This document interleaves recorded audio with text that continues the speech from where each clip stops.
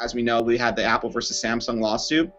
Has that been of any consequence? It seems like consumers don't really care. They're still buying Samsung products. In fact, Samsung in many markets is outdoing Apple to a great degree. Yeah, I think the whole thing has blown up in Apple's face. I think that was a thing that Jobs did, and it was very personal, and it was very much in line with his personality, of his temperament about, I'm just going to burn Android to the ground. I'll spend every dollar we have in the bank to destroy Android.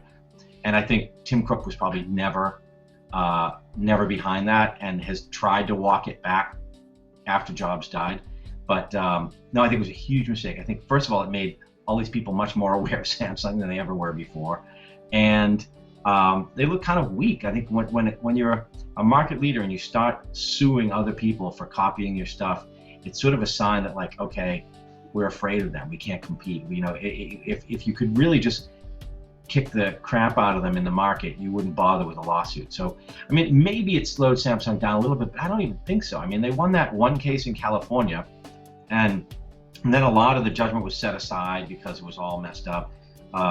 And it'll take years for that to get resolved. And no matter what fine Samsung may end up having to pay for some product that years ago infringed a little bit on Apple, Samsung doesn't care. They've already moved on. It's a small price to pay for them to move on. I actually, my day-to-day phone is a Samsung GS3, and I'm not entirely happy with it, but there are certain things I like about it.